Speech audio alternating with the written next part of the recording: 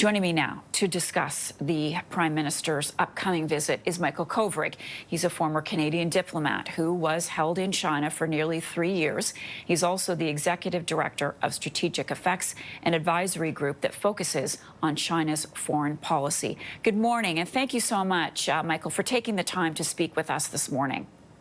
Good morning. Thank you. My pleasure to be here.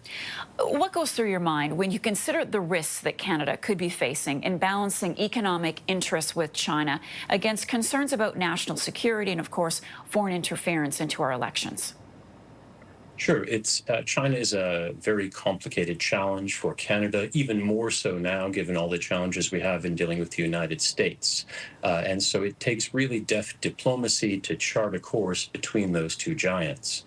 This is the first visit by a Canadian Prime Minister in nearly a decade, so that alone signals a shift. And I think it reflects Ottawa's recognition that the relationship has been badly damaged, but that ignoring Beijing isn't a workable long-term strategy. And it reflects, I think, a recognition on the Chinese side, particularly that it's not in their interests to keep Canada frozen out either. So reopening senior level dialogue, first with Prime Minister Carney's meeting in New York, and then at APEC in South Korea, and now with a visit to Beijing. This is a restoration of top-level diplomacy and a reopening of senior level dialogues, but that doesn't mean that trust has been restored. It's just rebuilding channels so that Canada and China can try to resolve differences diplomatically.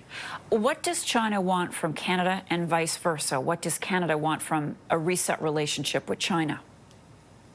Great question. So I think China, first of all, is interested in the optics of a G7 country, acknowledging it and meeting with it and demonstrating that despite all the turmoil and challenges and the really intensifying rivalry with the United States, that China is still able to do deals and make agreements and engage in high-level diplomacy with all other countries. More practically, China wants to expand trade, particularly get market access to Canada for its manufacturing goods. It's looking to source energy and minerals and agricultural products and natural resources. But geopolitically, and that's where things get sticky, China is interested in driving wedges between Western countries. So it wants to demonstrate to the United States that it has influence on Canada, and it wants to try to weaken the bonds between Western allies. And it also wants to manage Canadian diplomacy and public statements around China. So when the Chinese Communist Party calls for a correct perception of China, for example, what that really means is it wants to silence Canadian criticism of Beijing and do that by attaching political conditions to market access for Canadian companies. Do you think Canada can overlook some of those issues? What should Canada's strategy be going into the meetings?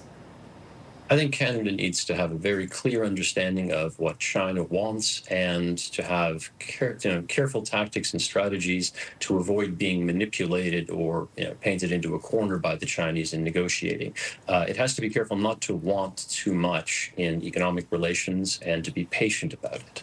So I think that the baseline objective is to stabilize a fraught relationship without appearing naive or subordinate, and to find opportunities to hedge against deteriorating relations and a fraying international system overall, and create leverage potentially in negotiations with the Trump administration, while making very clear that there are guardrails and strict boundaries about what is really possible in China-Canada relationship, given that China and Canada really have diametrically opposed interests in a whole range of areas.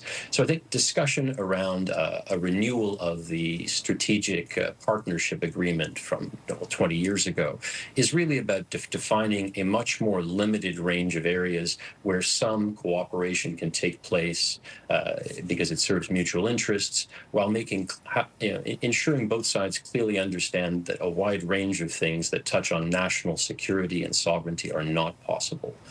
So Prime Minister Carney will prioritize trade and investment opportunities, particularly in energy and agriculture, looking for options for market access for Canadian companies in China and attracting Chinese investment in non-sensitive sectors. These kind of high-level meetings provide an enabling political environment to do that. But all of it is happening in an atmosphere of extreme caution and sensitivity about national security and protecting Canadian sovereignty. Michael, finally, I have to say, many of our viewers might be struck by your tone and the fact that you sound supportive or positive of the idea of Canada resetting the relationship with China and the Prime Minister's visit, given the fact that you were held in China for nearly 3 years. Yes, that's true. Look, I've seen the inside of the Chinese Communist Party and its system, and it's not a pretty world, to put it mildly. Canadians need to be very aware that China, and specifically the government of China and the one-party state that runs it, are extremely dangerous and in many ways adversarial and antithetical to Canadian interests. None of that has changed. And my understanding from talking to people in Mark Carney's government is that there's an understanding of that. And so all of this efforts at limited cooperation and limited benefits needs to happen in the context of increasingly robust measures through policies, through a whole of society deepening of understanding of China about how to protect Canadian society and the economy and national security from those growing threats. That hasn't disappeared. And also these high-level meetings are opportunities to signal to China Canadian resolve and positions on issues like the South China Sea, about China's coercion of Taiwan and military saber-rattling around Taiwan, about China's continued support of Russia in its invasion of Ukraine, about its foreign interference and influence, transnational repression, espionage, a whole suite of thornier issues that I expect will be discussed in closed-door meetings. That is all on the agenda, and it is very critically important. And so is raising ongoing consular cases. There are still Canadians detained in China, and there are cases that have not been adequately resolved. And I hope those will be high on the agenda in those discussions, because it's precisely through this kind of diplomacy that those problems can be potentially resolved.